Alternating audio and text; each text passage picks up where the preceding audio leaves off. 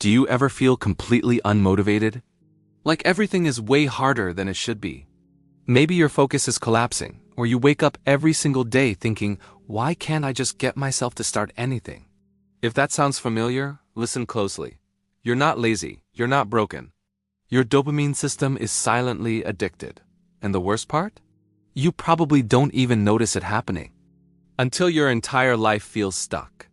Today, I'm going to show you the real neuroscience behind this dopamine trap, and more importantly, how you can escape it. So, what is this trap?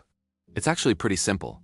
Your brain was built for a world of slow rewards, effort-driven progress, and finding novelty in small, meaningful doses. It's designed for deep focus on important tasks. But the world we live in now, it bombards us with the exact opposite. We get micro hits of dopamine every few seconds from infinite scrolling, instant novelty, unpredictable notifications, and constant visual overstimulation. As a result, your brain adapts. It starts to learn a new set of rules. Fast equals important, slow equals boring, and novelty is the ultimate reward. Silence feels like a threat, and putting in effort feels like pain. This isn't your personality changing. This isn't you becoming lazy. This is your brain being reconditioned by your environment. Now, most people think dopamine addiction is just about screen time, but it's not that simple. The real addiction is to the underlying patterns: speed, novelty, unpredictability, micropleasures, and instant rewards. Your brain gets used to this constant stream of stimulation, expecting a dopamine hit every few seconds. So, when you try to do something that requires patience, like reading a book, studying for an exam, working on a project, or even just thinking deeply, your brain instantly rejects it. Not because the task is actually hard, but because the dopamine timeline is all wrong. It's not fast enough. Let's look at the science. First, this constant overstimulation makes your baseline dopamine level drop. When your brain is flooded with too much dopamine, it tries to balance things out by lowering its natural baseline. A low baseline means nothing feels satisfying anymore. This creates that feeling of low motivation, constant boredom, mental fog, and that nagging thought, why even try? Second, with a low baseline, you have no motivation. You only feel compelled to act when dopamine rises above that baseline. If the baseline is already in the basement, almost nothing crosses the threshold to get you started. You want to act, you know you should act, but you just can't make yourself do it. Third, the higher the dopamine spikes from things like social media, the more painful real effort feels. This is why scrolling for hours feels easy, but starting a 5-minute task feels impossible. The contrast is just too great. Fourth, this repeated exposure to novelty actually damages your prefrontal cortex, the part of your brain responsible for your attention span, discipline, planning, and long-term decision-making.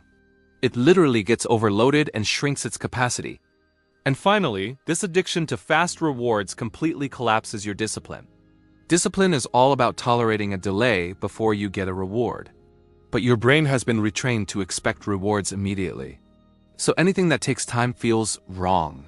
Those deep rewards you used to get from learning, building, improving, reading, or creating, they start to fade away, leaving your life feeling flat, dull, and empty. Now, before we get to the escape plan, I want to share something from a subscriber named Sarah.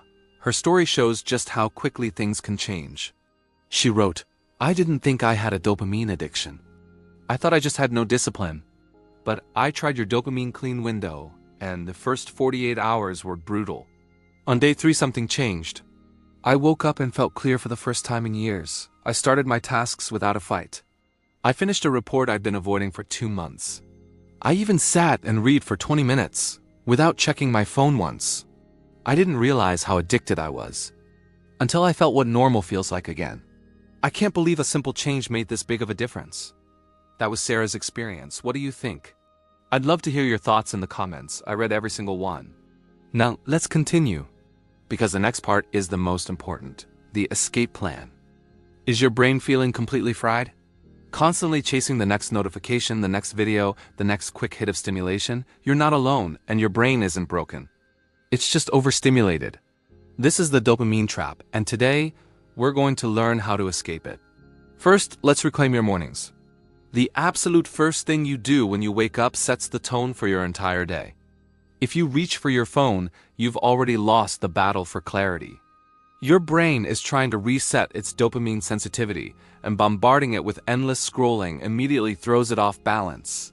So rule number 1. No phone for the first hour of your day. Let your mind wake up naturally. Next, implement a dopamine clean window. This means setting aside at least 2 hours every single day with zero distractions. No short-form content, no switching between apps, and definitely no notifications. This isn't about being bored. It's about letting your brain's baseline level of dopamine rise back to a healthy, natural state. It's like letting the muddy water of a pond settle until it becomes clear again. This brings me to the one-layer rule. Our brains are not designed for multitasking, despite what we tell ourselves. True deep focus can only happen when we dedicate our attention to a single layer. That means one task, one screen, one objective. When you're working, just work. When you're reading, just read. Close those extra tabs. Put your phone in another room. You will be amazed at how much more you can accomplish. But what do you do when the craving for a quick dopamine hit strikes? You need to practice deep reward substitution. Instead of reaching for your phone, replace that impulse with something that rebuilds your deep reward loop. Go for a short walk. Read a few pages of a book. Complete a small, tangible microtask, like tidying your desk. Even just sitting in silence for a few minutes can work wonders. These activities provide a more sustained, meaningful sense of accomplishment.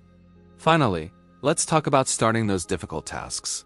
You don't need a huge surge of motivation. You just need a 3-minute activation. The hardest part is always getting started. Commit to working on something for just 3 minutes. Once you begin, a funny thing happens. Your brain releases a little bit of dopamine related to the task. The perceived effort drops, and momentum starts to build. Before you know it, you're in the zone. Remember, the same incredible brain that adapted to this chaos can adapt back to clarity and focus.